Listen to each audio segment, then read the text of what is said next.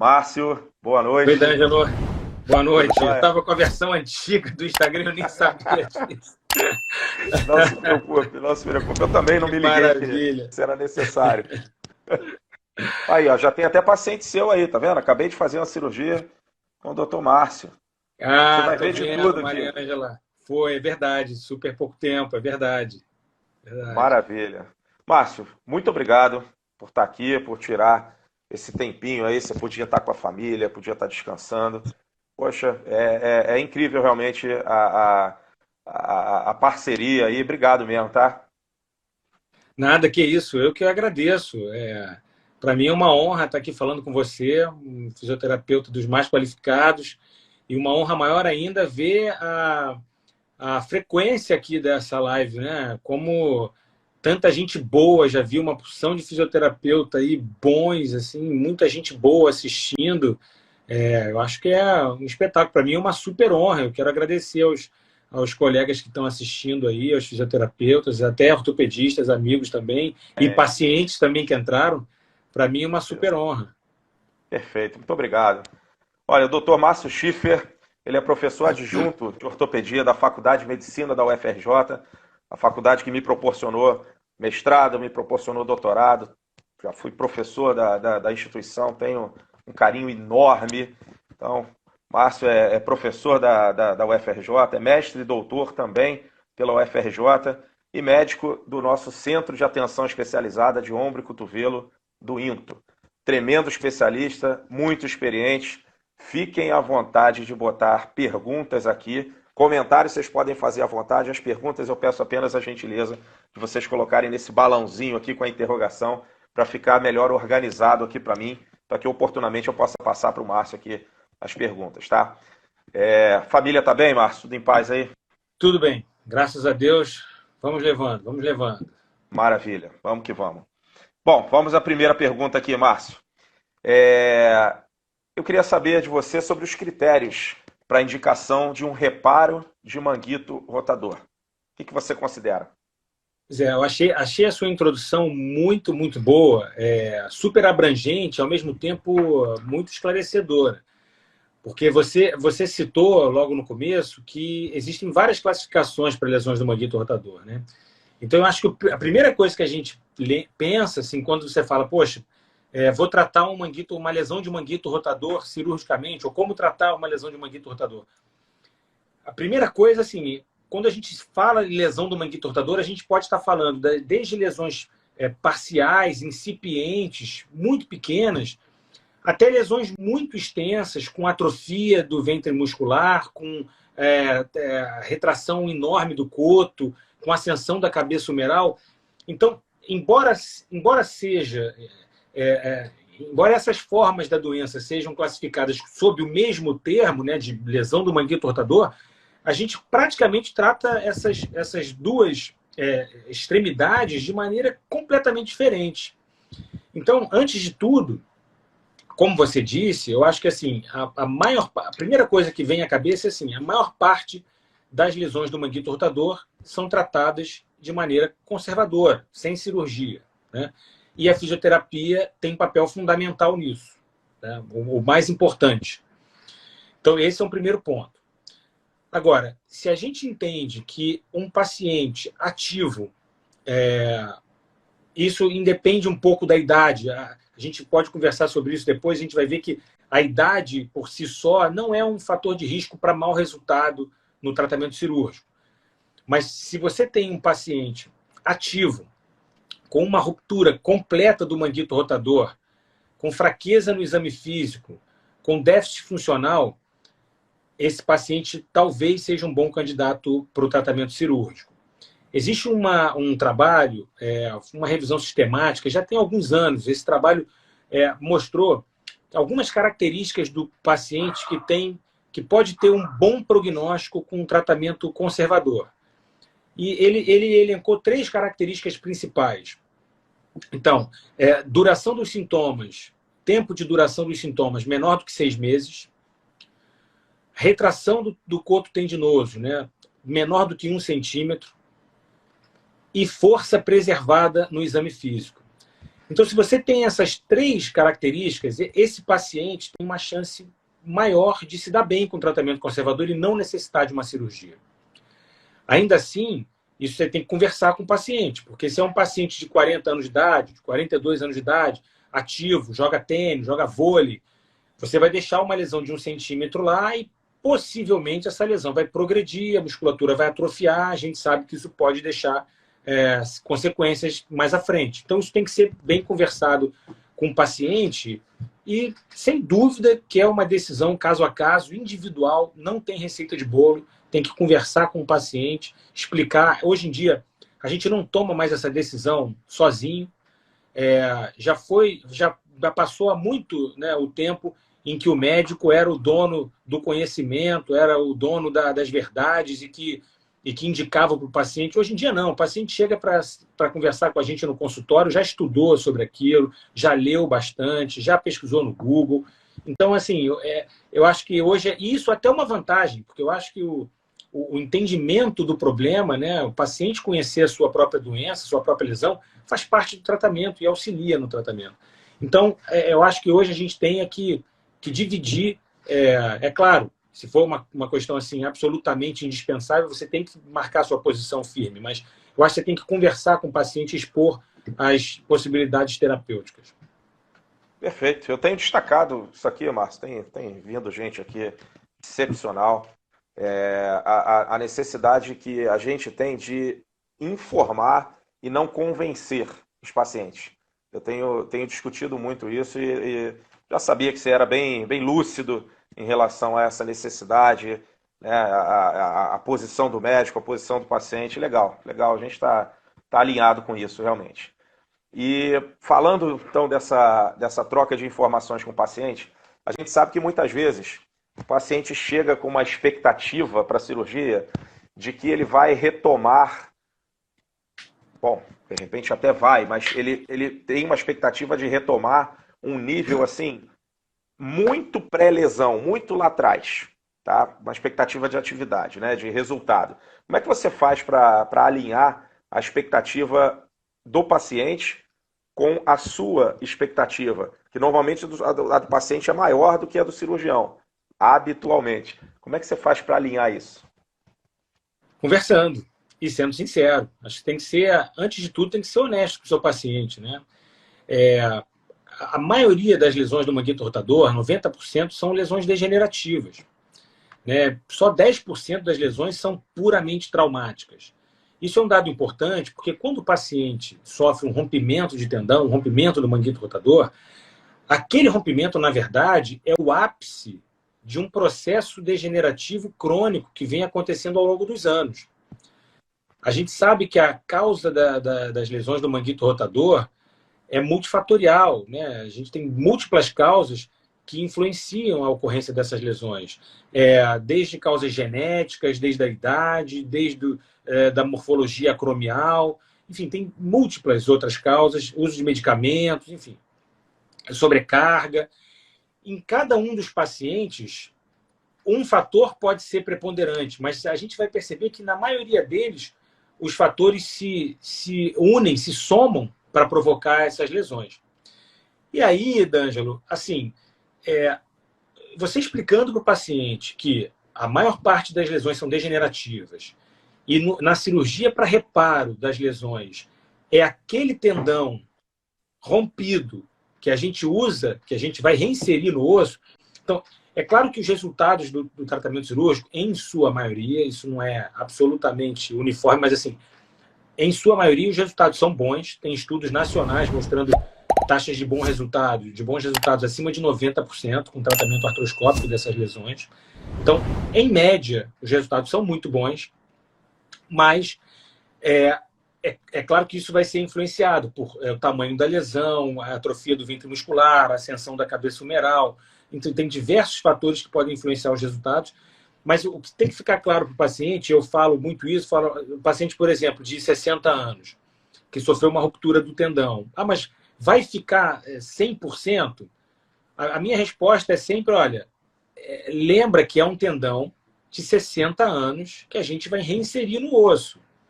Então, assim, o seu ombro não vai voltar a ser um ombro de uma de um menino de 20 anos de idade, 18 anos. Não é mais isso.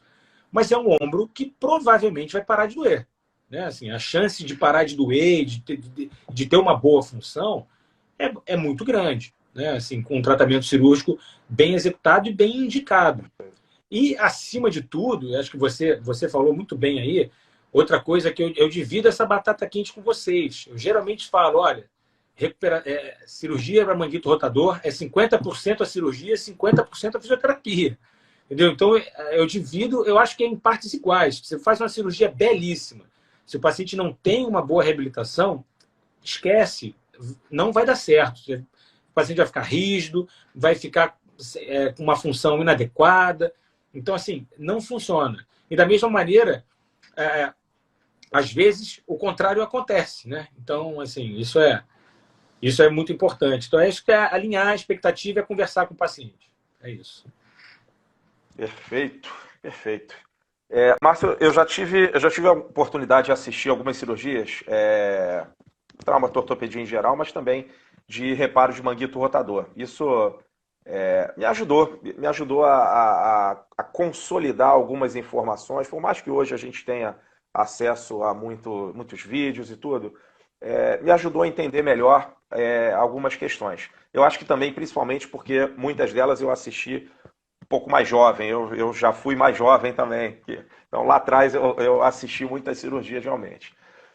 Para os que não tiveram essa oportunidade, você pode falar um pouco sobre como é realizado ali o ato operatório? Por exemplo, você pode ficar à vontade de escolher, porque são realmente muitas as possibilidades, de escolher o que você faz com mais frequência, tá? Seja um acesso artroscópio, minicisão, aberto, tipo quais tecidos são seccionados, quais tecidos são reparados, porque isso realmente faz muita, total diferença para o plano de tratamento.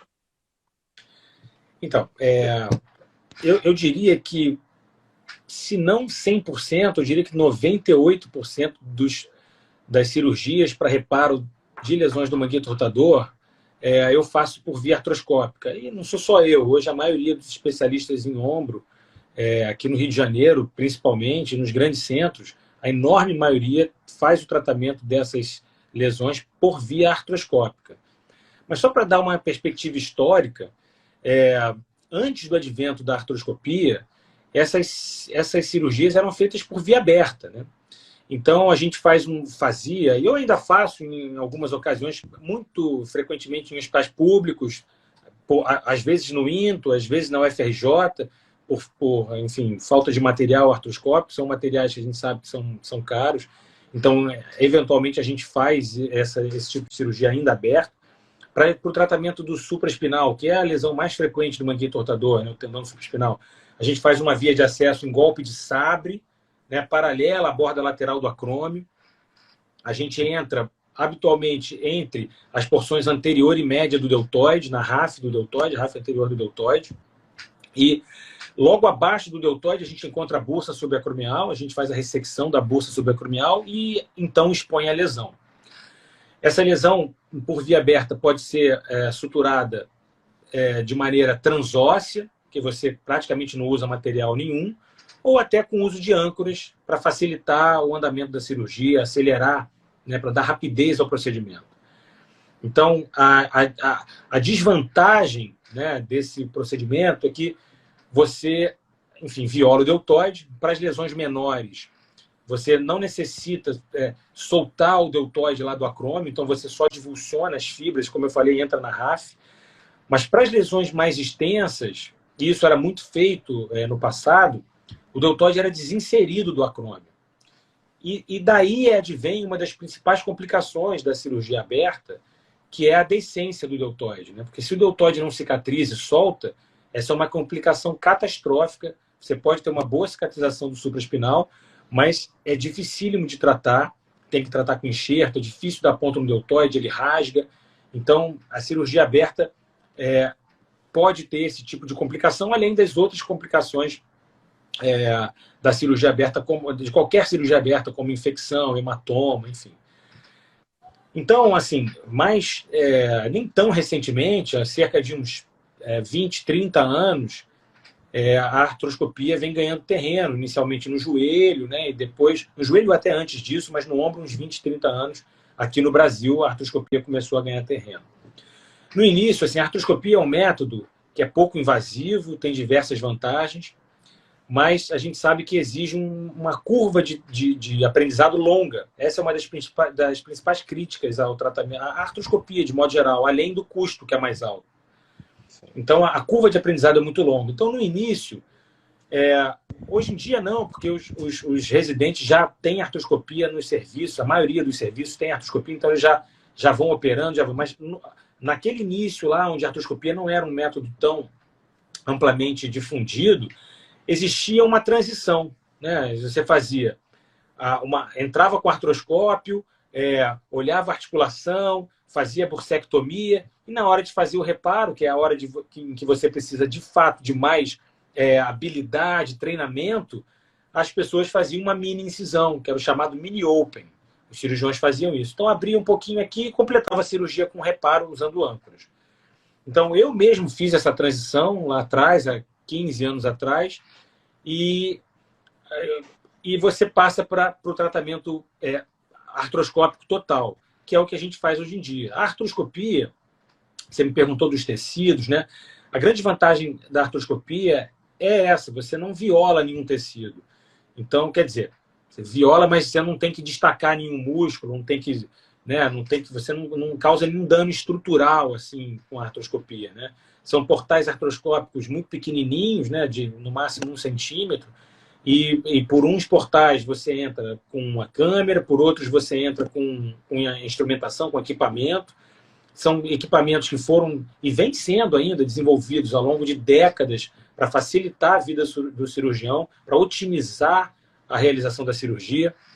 Uma grande vantagem também da artroscopia que você não tem na cirurgia aberta é que você consegue entrar na articulação, então você faz a artroscopia propriamente dita. Então você olha lá dentro, vê o ombro, identifica se tem sinovite, as lesões intra-articulares da cabeça longa do bíceps, pequenas lesões também, às vezes nem tão pequenas, do terço superior do subescapular, que por via aberta você não vê.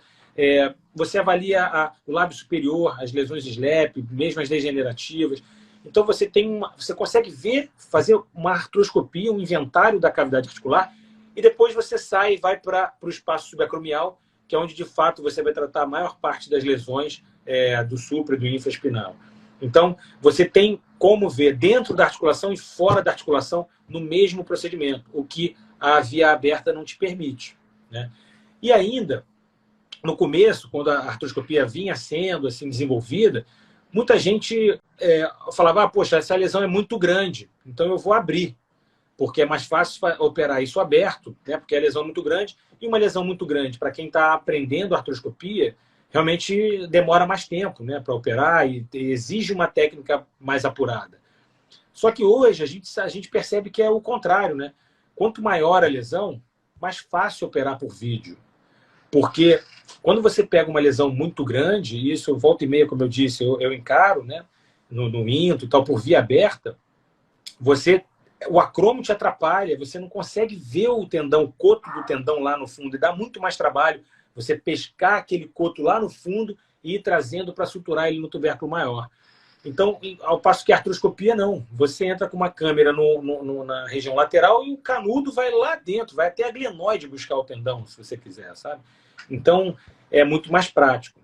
Agora, vale destacar, sem querer me alongar muito aqui, mas é a última coisa sobre essa pergunta. Não, tá excelente, tá excelente. Que apesar disso, apesar de todas essas vantagens que eu citei para o tratamento artroscópico, a maior parte dos estudos que comparam o tratamento cirúrgico das lesões do manguito por via aberta e por via artroscópica não mostram diferenças a médio e longo prazo.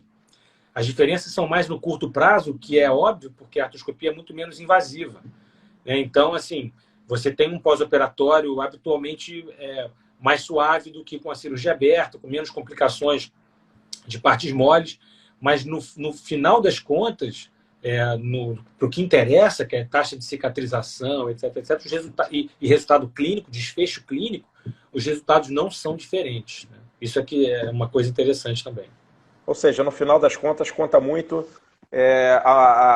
o procedimento que o cirurgião está mais acostumado a realizar, né? A experiência dele. Isso vai pesar na decisão de Concordo, como vai, né? concordo. Eu acho que a gente não pode condenar ninguém, assim, especialmente porque não há superioridade, no final das contas, no desfecho clínico.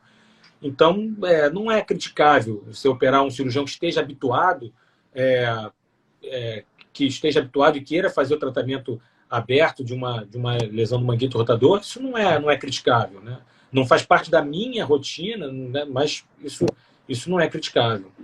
Perfeito. O que você acha da cromioplastia? Pois é, isso é uma pergunta assim, isso dá pano para manga, né? Dá uma live inteira, né? Eu já participei de várias assim, mesas redondas em congressos só sobre faz, não faz, dá pano para manga. Assim, o Nier, na década de 70, o Nier é um dos pais da cirurgia do ombro, né? Um cara super conhecido. E na década de 70 ele fez um artigo clássico onde ele afirmava, ele postulava que 95% das lesões do manguito rotador eram causadas por síndrome do impacto, por impacto subacromial. E por mais ou menos 30 anos, isso virou verdade, isso foi uma verdade, né? Então, a cromioplastia, ele próprio descreveu a técnica num outro artigo, virou um procedimento assim, obrigatório no tratamento das lesões do supraespinal, principalmente. Já mais recentemente, nem tão recentemente, mas mais recentemente, começaram a observar que não, que na verdade a principal causa de lesões do manguito rotador, na verdade, não são impacto subacromial, não é o impacto subacromial. Na verdade, é a degeneração intrínseca do tendão. Essa é a principal causa da lesão do manguito rotador. Seja por sobrecarga, seja pelo envelhecimento, seja por uma predisposição genética. Então, hoje a gente sabe que a inclinação anterior do acrômio, que é o que se tratava quando o Nier propôs, não é tão fundamental assim. Então, por isso, hoje, muitos cirurgiões deixaram de fazer a cromioplastia há uns anos, há uns 10, 15 anos. Muitos cirurgiões deixaram de fazer a cromioplastia como parte obrigatória do procedimento cirúrgico. Aí eu vou te falar o que eu faço pessoalmente. Eu ainda faço a cromioplastia na maior parte dos meus pacientes, porque eu acho que, assim, primeiro, mal não faz. Segundo, você aumenta o espaço subacromial e facilita o trânsito do tendão ali, né, na rotação e mesmo na elevação, mas facilita, eu acho que me dá um certo conforto. A maioria desses pacientes tem um espaço subacromial reduzido, você muitas vezes tem que fazer a cromioplastia até antes do reparo para poder ganhar espaço para trabalhar ali. Então, eu acabo fazendo na maior parte dos pacientes, mas não em todos. Se eu entro no ombro de um paciente com uma lesão, pode ser até completa, mas sem sinal nenhum. Você olha para o acrômio, não tem nenhum sinal de impacto, o acrômio está lisinho, o ligamento coracoacromial está liso, sem fibrilação. E outra coisa também, nas raras lesões parciais que a gente opera, as lesões parciais articulares, a gente também não faz a cromioplastia, quase nunca precisa fazer a cromioplastia. Agora, se você vai operar uma lesão parcial bursal, né, provavelmente a etiologia dessa lesão está mais associada ao impacto subacromial e aí tem uma indicação de fazer a cromioplastia. Agora, interessante é que, apesar de toda essa história do Nier e de ter sido isso contestado recentemente, já tem uns 6, 7 anos que o professor Gerber, na Suíça, começou a estudar não a inclinação anterior do acrômio, mas ele observou que a extensão lateral do acrômio pode ser um fator de risco para as lesões do manguito rotador e para falha, inclusive, do reparo no pós-operatório. Então, hoje, assim, a gente achou que tinha virado essa página da morfologia acromial, né, da importância da morfologia acromial no reparo, né, na etiologia da lesão do manguito rotador e no reparo.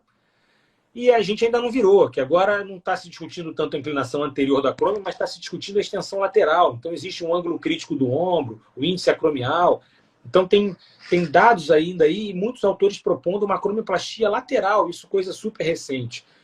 Quando faz a acromioplastia lateral, comparando com quem não faz, você aumenta a chance de sucesso do tratamento cirúrgico dessas lesões. Outros estudos mostram que não. Então, é uma coisa ainda debatida. Para todos os efeitos, eu faço acromioplastia, entendeu? Em quase todos, não em todos, mas quase todos. Perfeito. Saiu uma pergunta aqui do Matheus. Obrigado, Matheus, pela participação, pela pergunta. Ele coloca aqui, quando tratar lesões de manguito com prótese? Perfeito. Então, assim, lesões do manguito rotador podem ser tratadas com prótese quando elas atingem o estágio final da doença, que é uma doença chamada de artropatia do manguito rotador, né? O que é a artropatia do manguito rotador? É a degeneração da articulação associada à lesão crônica antiga dos tendões do manguito rotador. Habitualmente, lesões extensas, que comprometem pelo menos 2 dos 4 tendões. Pelo menos supra e infraespinal, ou pelo menos supra e subescapular, pelo menos 2 dos tendões. Quando essas lesões são muito antigas, a cabeça do húmero vai sofrendo uma ascensão, porque a gente sabe que o manguito rotador, né, a principal função dele não é só da rotação, né? É centrar a cabeça do húmero contra a glenoide. Não só fazer depressão do húmero, mas um cabresto que puxa a cabeça do húmero contra a glenoide. Então, se você tem uma falha crônica, extensa do manguito rotador, esse mecanismo fica comprometido. E a cabeça do húmero vai ascendendo, vai subindo e vai encontrar o acrômio lá em cima.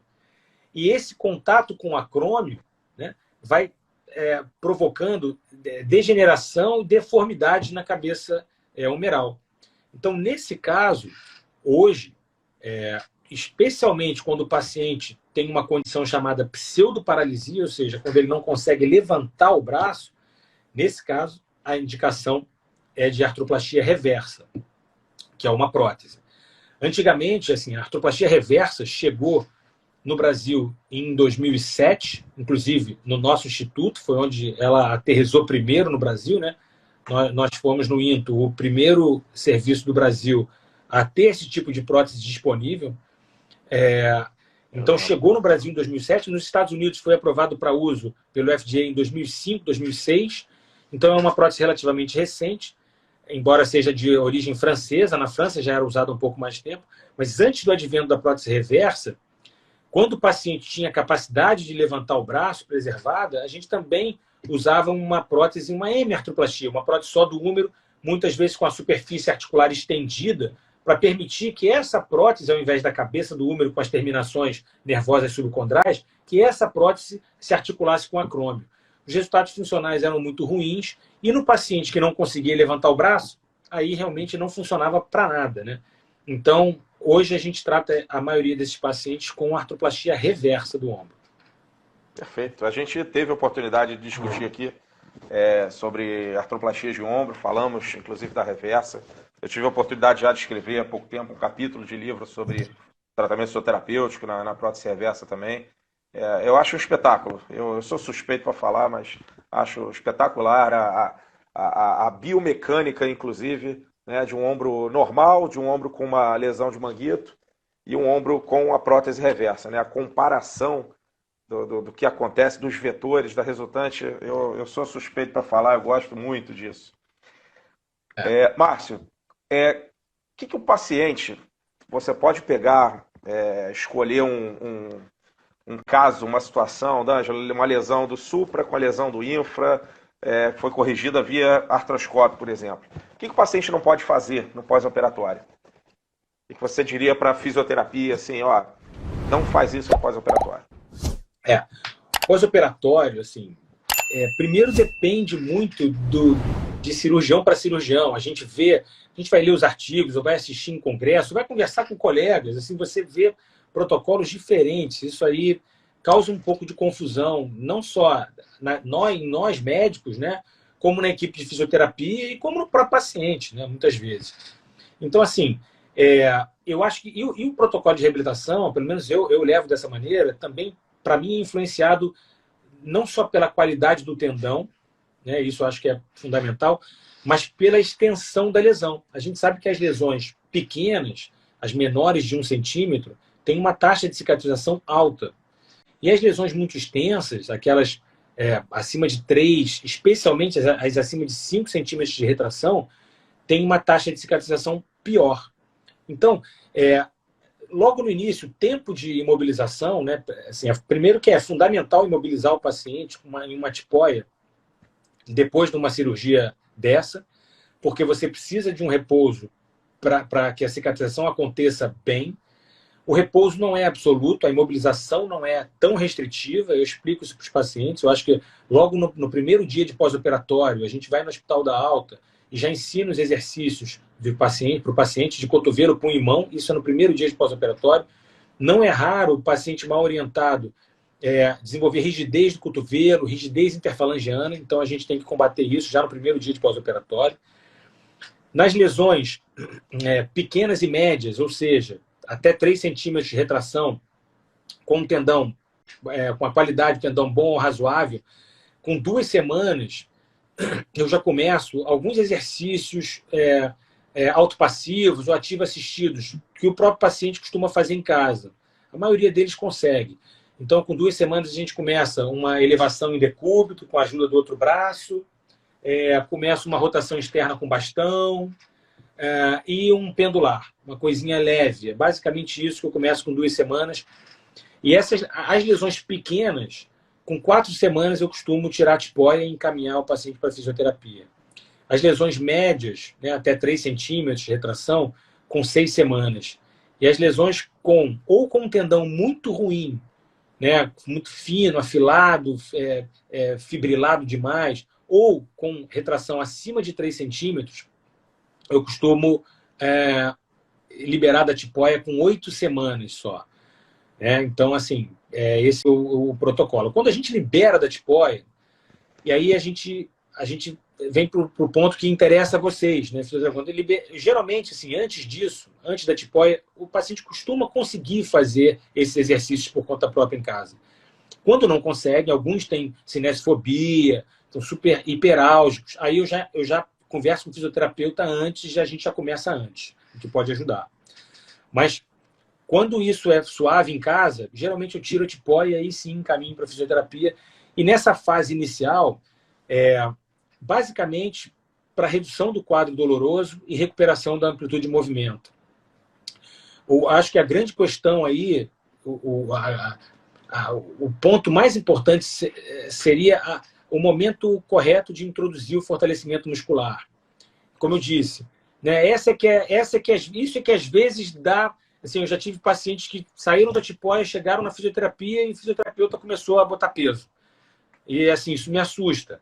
E por outro lado, também outros que demoram muito. Então, assim, eu acho que por isso que é muito importante e eu tenho essa felicidade de poder, assim, conhecer a maior parte dos fisioterapeutas que atendem os meus pacientes e conversar. A gente troca conversa, porque a gente tem que estar junto nisso, né? Então, claro, alinhar o tratamento para que fique... para que o paciente, no final, seja beneficiado. E aí, geralmente, assim, o que eu proponho para as lesões pequenas e médias, introduzir o fortalecimento muscular com 12 semanas. Então, assim, a gente sabe de estudos experimentais que essas lesões, o tendão, em média, leva cerca de 15 semanas para cicatrizar. É claro, como eu disse, as lesões maiores mais, as lesões menores menos. Então, assim, a gente sabe disso. Então, eu seguro com 12 semanas para começar um fortalecimento das lesões pequenas e médias, e das lesões grandes eu seguro 16 semanas para começar o fortalecimento. Então, eu acho que isso é conversável, né? A gente tem que conversar. Alguém perguntou aí se eu uso hidroterapia para os pacientes. Poxa, eu adoro hidroterapia. Eu acho que acelera muito. Eu fiz meu fellowship na Suíça, em Zurique, na Universidade de Zurique. Os pacientes são operados lá, no dia seguinte vão para dentro d'água, já começam a fazer uma movimentação suave com o fisioterapeuta dentro da piscina, e eles ficam 5 dias internados fazendo essa reabilitação e depois vão para casa, depois desse processo inicial. Eu só tenho a dificuldade, assim, muitos pacientes não têm acesso fácil à piscina, os que têm piscina em casa ou que têm acesso à piscina perto, eu recomendo forte. É curioso, mas o paciente que tem acesso a uma piscina para movimentação suave, esses pacientes costumam ir bem, costumam ir melhor, sabe? Mas eu acho que nem todo mundo tem acesso a isso fácil, né? Verdade, verdade. Interessante esse tempo. A gente, o que eu falo muito aqui, né? A gente, por exemplo, eu e você agora, a gente poderia tranquilamente discordar, por exemplo, do tempo. De repente, assim, Márcio, eu acho que em semanas não, eu faço com 12. Mas é interessante, Márcio, nesse ponto realmente a gente está alinhado. Tem alguns estudos, né, que eu tento me basear. Pesquisas clínicas, efetivamente, a gente tem dificuldade de encontrar, né? Então, muita coisa é translacional, inclusive, né? A gente acaba usando aí para a prática clínica. Por exemplo, tem um estudo que foi feito em primatas, que mostrou que o alinhamento e a organização do colágeno já existia algo com 8 semanas de cirurgia. Com 12 semanas, você já dava para ver ainda um número pequeno, mas já davam para ver as fibras de Sharpey, né, as fibras perfurantes. Então, os colegas que estão assistindo aí que não lembram, são aquelas fibras colágenas que estão incorporadas ao periósteo, né, que vão ligar diversos tecidos moles, tendão, ligamento, etc., ao periósteo. Então, já era visualizado em 12 semanas, mas exatamente como você falou, a cicatrização realmente mais avançada do tendão em 15 semanas. Realmente traz uma segurança maior fazer com 15 semanas. E eu, habitualmente, já tive pacientes, sim, que começaram antes das 15 semanas, não me recordo se antes das 12 semanas, tá? Mas sim na 12ª semana. Não me recordo de grandes problemas, tá? Mas eu também digo que não houve diferença, pelo menos perceptível ali, clinicamente importante, como a gente fala. Eu creio que por segurança, D'Angelo, eu prefiro numa linha, em geral, com 15 semanas, salvo, claro, alguma orientação específica do cirurgião, né, que, como você falou, é fundamental essa troca. Afinal, foi o cirurgião que abriu, que cortou, que suturou, às vezes transferiu algum tendão. Se você não conversar com ele, você não vai nem ver um latíssimo do dorso, por exemplo, que foi transferido. Então, a gente está alinhado. Eu concordo com esse tempo aí de 15 semanas. Legal, legal. Bom, tem alguma diferença, Márcio, em relação à posição que você coloca na imobilização pós-cirúrgica? Ou sempre uma posição padrão, braço em rotação medial? Como é que é na tipóia? Então, D'Angelo, antes de responder essa pergunta, eu queria agradecer a porção de pacientes aqui, pacientes queridos aqui, muitos queridos aqui, a Mariângela mais recente falando aqui, mas tem o Sérgio Mota, fera, professor da PUC, fera, cara brilhante e querido. Meu primo Helênio também aqui, lutador de judô. Marco Aurélio, também profissional de educação física. Muita gente boa aqui, muita gente querida aqui. E fora os colegas e fisioterapeutas que estão prestigiando aqui, eu estou super honrado aqui com a presença deles. Tá muito legal mesmo, eu estou vendo aqui muitos elogios. Legal. Uma galera legal, E então, assim, eu acho que com relação à sua pergunta específica, eu tenho por hábito, isso eu aprendi com o meu professor de cirurgia de ombro lá em São Paulo, o Dr. Sérgio Keck, enfim, tenho por hábito usar a tipóia com abdução, a tipóia com almofada, em rotação neutra.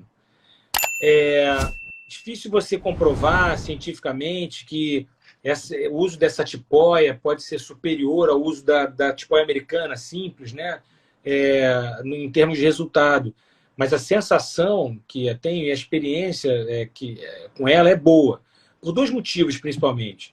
Primeiro porque nas lesões do supraespinal, né, alguma abdução passiva, o braço um pouco abduzido passivamente e apoiado naquela tipoia, isso é desejável, porque relaxa a sutura do supraespinal. Então, acho que esse é o primeiro ponto.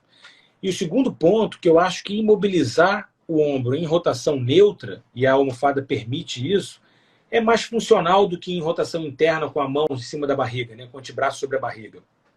Eu costumo falar com os pacientes que quando você tem uma imobilização com a mão em cima da barriga aqui, para você recuperar a rotação externa, você tem que percorrer um caminho maior.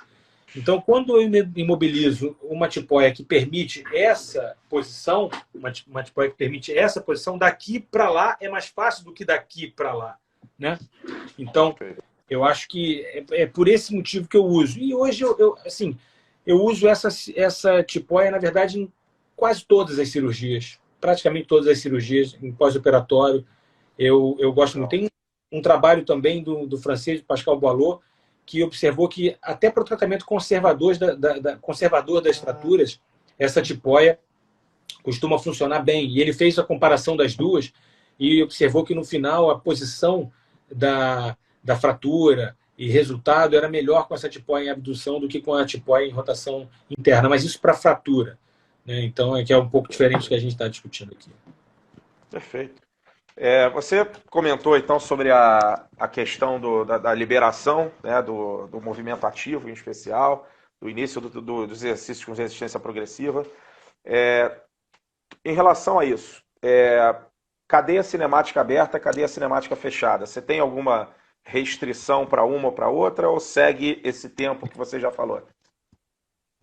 Não, eu acho que o tempo é esse. Assim, a gente acaba começando, a maioria dos exercícios que a gente introduz no desenvolvimento ali, naquele pós-operatório que eu te falei, são de cadeia aberta, a maioria deles, né? O bastão, levantar a mão, né? A mão livre aqui, um pendular. Mas, assim, eu deixo isso muito, assim, na verdade, eu vou conversando, a gente vai conversando, seguindo aquele tempo, o tempo de descanso do tendão, fazendo uma coisa de força progressiva, um trabalho começar suave, leve e progredindo, mas quem conduz muito isso é o fisioterapeuta, sabe? Assim, a gente vai conversando e eu não interfiro de tal maneira assim, não. Eu acho que preservar os protocolos ali, os prazos, melhor dizendo, os prazos, e aí a coisa vai sendo introduzida e progredida naturalmente. Perfeito. A gente utiliza, não, claro, não só para isso, mas habitualmente a gente utiliza a cadeia fechada, por exemplo, para trabalhar parte da musculatura escapular, né, que muitas vezes é negligenciada. A gente já tivemos a oportunidade de discutir aqui, inclusive, sobre discinese escapular, né, bom, toda a gama de discinese, se realmente está associada à sintomatologia, se não está, que é algo até parecido com o que a gente tem aqui no Manguito, em termos de não haver uma associação, pelo menos, de causa e efeito com a sintomatologia, né? A ciência tem nos mostrado isso. Na discinese também tem algo semelhante, dá uma live também isso. Então, muitas vezes a gente trabalha ali, cadeia fechada, visando muito a musculatura escapular, até mesmo para controle motor, enfim. Mas legal, bom saber e o que geralmente esse tipo de exercício já vai ser introduzido mais adiante, né, no processo de reabilitação, né? Me corrija se eu estiver errado, mas eu acho que é por aí, né? Sim, exato. A gente teve, Márcio, o pessoal estava tão ansioso que eu tive pergunta antes da live, tá? Mandaram para o meu privado antes da live, tá? Então, Sani, obrigado pela pergunta. Vou passar aqui, antes da live já teve, olha só. Terapia de onda de choque para calcificação no supraespinhoso no lugar da cirurgia. Eu sei que o cerne aqui é a cirurgia em si, mas vamos lá, vamos abrir para ondas de choque aí. Então, tendinite calcária, né, é uma doença de etiologia ainda desconhecida e que costuma seguir um ciclo, né, em que o tendão normal sofre uma metaplasia, um depósito de cálcio. Esse depósito de cálcio, em 90% dos casos, é reabsorvido e o tendão volta a ser normal. Por esse motivo, a maior parte dos pacientes com tendinite calcária são tratados conservadoramente sem cirurgia. Então, quando um paciente vai te procurar com esse diagnóstico, né? Primeiro você tem que se certificar, ou tentar se certificar de que os sintomas deles são de fato causados pela calcificação, né? Que realmente são sintomas relativos a impacto, né? Acromial, enfim, ou volume, ou irritação adjacente à calcificação. Aí você tem que se preocupar e tratar desse paciente. Existem diversas formas de tratamento. Eu habitualmente começo sempre com um tratamento fisioterápico, que assim, encaminho para o fisioterapeuta, enfim, para tratar primeiro da dor, recuperar arco de movimento, fortalecer a musculatura escapular. Habitualmente a coisa para por aí, né? Geralmente isso resolve. Quando a calcificação é muito volumosa ou tem uma localização desfavorável, por exemplo, anterior no supraespinal, fica bem embaixo do acrômio, né? Então, assim, quando tem uma localização desfavorável ou é muito volumosa, aí isso às vezes não funciona. E aí a gente precisa lançar mão de terapias adjuvantes. Dentre elas está a terapia de ondas de choque, né? Esse tratamento foi, vamos dizer assim, importado, né, da litotripsia, né? E a gente passou a usar também em alterações musculoesqueléticas, principalmente as calcificações no sistema musculoesquelético. A gente não sabe exatamente por que ela funciona, qual é o mecanismo de ação. Parece que é provocar pequenas fraturas na calcificação e aí promover o crescimento vascular para dentro dessa calcificação e ativar, assim, o processo de reabsorção. Eu, pessoalmente, não tenho hábito de encaminhar meus pacientes para terapia de ondas de choque. Eu acho, assim, existem diversos trabalhos. Os trabalhos são, se você for levantar, são inconclusivos. Muitos deles mostram bons resultados, muitos deles mostram resultados, assim, não diferentes do placebo, não mostram diferença para o placebo. Então, eu não tenho hábito de encaminhar. Alguns pacientes meus falam, poxa, doutor, eu queria tentar. Eu não me oponho de jeito nenhum. Não é só que, não, isso aí não faz não, pelo amor de Deus. Não falo isso. Mas eu converso com o paciente. Falo, olha, se quiser tentar, a calcificação está aí, vamos tentar. Mas você tem que entender que isso não é garantido. Tem diversos trabalhos que mostram que não funciona, como tem outros também que mostram que funciona. Então é uma coisa controversa. Então a minha conversa com o paciente é essa, para tendinopatia calcária, quando surge o assunto terapia de ondas de choque. Perfeito. Perfeito. Liberação do paciente para retorno às atividades ocupacionais e recreacionais. Que critérios você leva em consideração? Como é que é a tua conversa com o paciente em relação a esse retorno? Eu tento ser o mais conservador possível. Assim, ocupacional e recreacional, vai ter o paciente que vai te pressionar por um, vai ter o paciente que vai te pressionar por outro, né? Então, assim, e alguns pacientes pressionam pelos dois motivos, né? Então, assim, a gente tem que lembrar que, assim, antes de tudo, a cicatrização do tendão está em primeiro lugar, né? Assim, eu acho que você fez uma cirurgia, né, o paciente foi lá, submetido a anestesia geral, bloqueio do plexo, anestesia, cirurgia, reparo do manguito, ficou 4, 6, às vezes 8 semanas em tipóia, dormindo mal na maioria das vezes, sentindo dor pós-operatória. É uma recuperação sofrida. Então, não vale a pena botar isso a perder, assim, acelerando um retorno à atividade desportiva e tal. Por outro lado, eu entendo, assim, que a maioria dos pacientes, e eu gosto disso, a maioria dos pacientes é muito ativa, né? Eu opero muito paciente engajado em atividade desportiva. E isso é bom, eu acho que é muito bom, né? A atividade esportiva tem diversas vantagens para o corpo todo, não só para os ombros. E aí, o que eu converso, assim, com os pacientes, vamos lá, atividade desportiva, vamos falar da desportiva primeiro.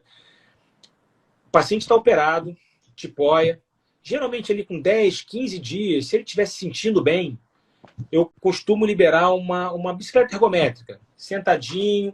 Costumo recomendar que ele compre uma tipóia mais simples, não com abdução, uma tipóia dessas simplesinhas, mais baratas, só para a hora do exercício, que é aquela que ele vai poder suar e vai poder lavar para usar no dia seguinte. Então, uma pedaladazinha, sentado, encostado lá, de preferência, se for aquela ergométrica com apoio para as costas, melhor ainda, ele pedala lá na frente, braço na tipóia, pode suar, pode levantar, pode elevar a frequência cardíaca, já libera uma endorfina. É ótimo. Muitos pacientes muitos pacientes recorrem a isso e já costumam se sentir bem, né? Dar uma suadinha e tal.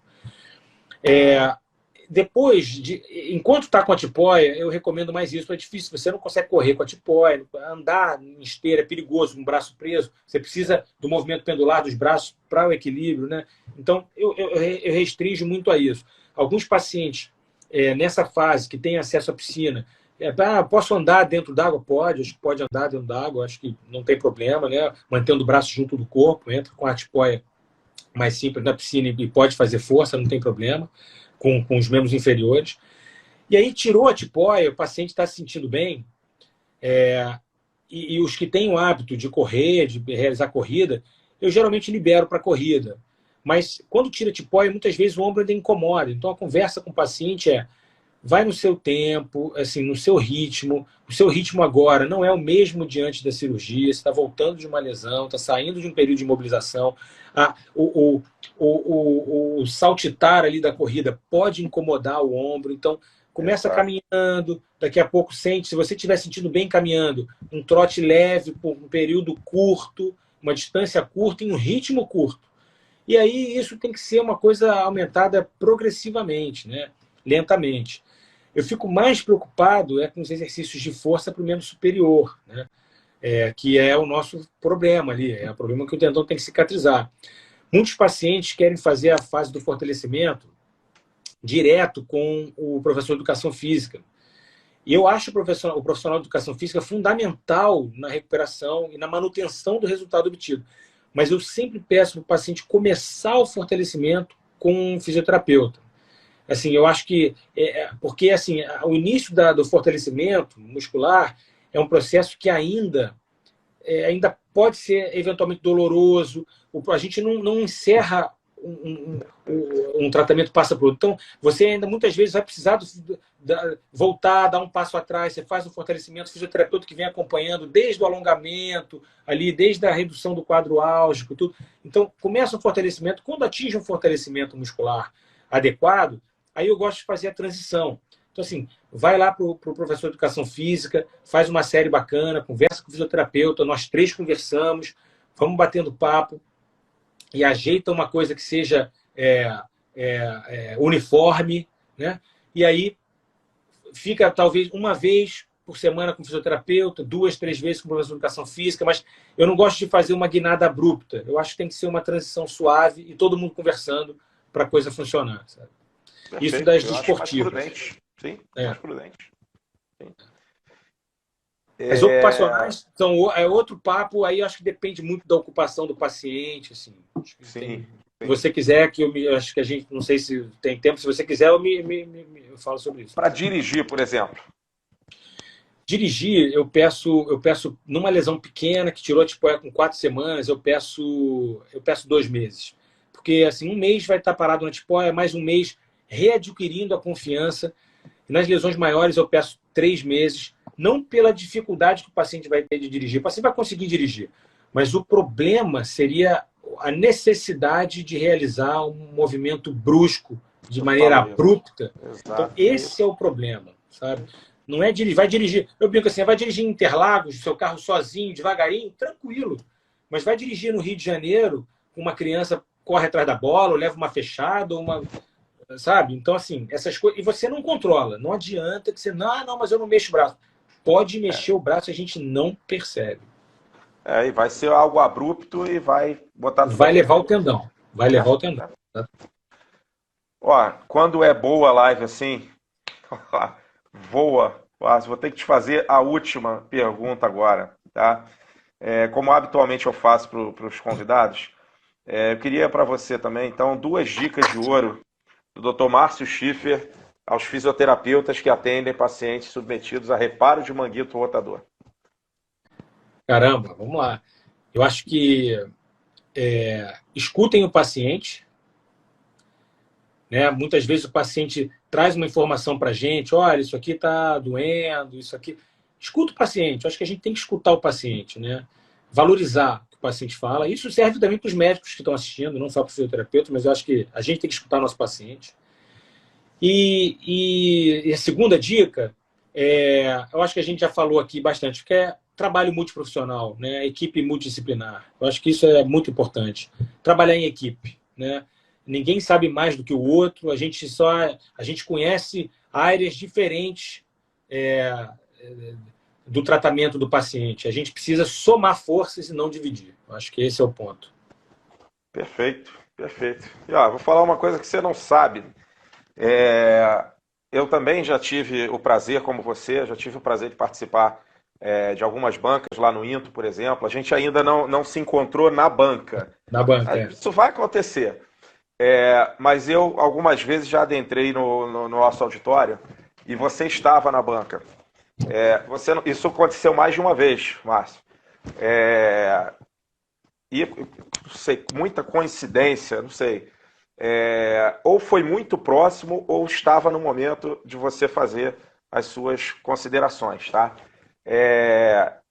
Foram aulas que eu tive, tá? Eu tenho que te dizer, as tuas colocações hiper pertinentes a ponto de realmente eu sair de lá, comentar com os colegas, comentar na minha casa. As suas colocações super pertinentes. Aprendi muito.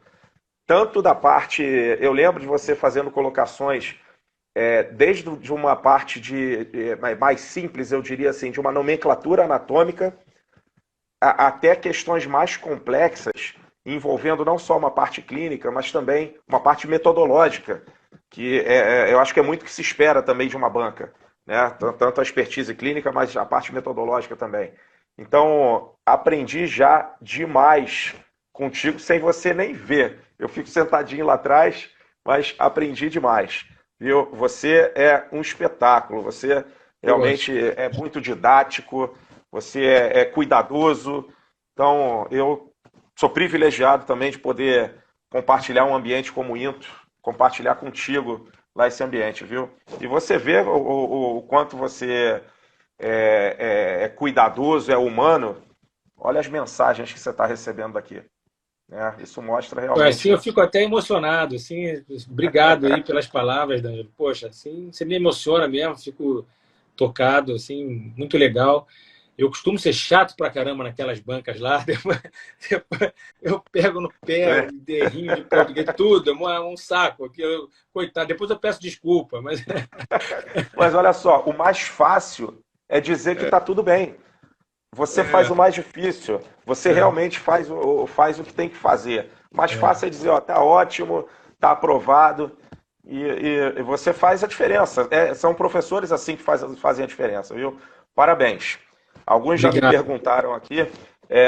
Essa live vai sim ficar gravada, tá? Como eu deixei as outras. Quinta-feira é feriado, não vou fazer a live, mas semana que vem tem mais também. Eu vou divulgar já nos próximos dias a temática, mas já tem aí os colegas, tem alguns cirurgiões que vão vir aqui também nas próximas semanas. Tem gente boa, gente muito boa. Gente muito boa. Eu vi. Exato. Você viu, né? Pessoal fera pra caramba.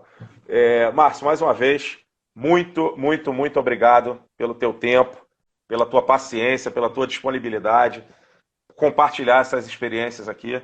Tá? Pode ter certeza que eu aprendi demais também hoje, é sempre muito instrutivo, viu? A palavra é sua, quer deixar alguma mensagem final?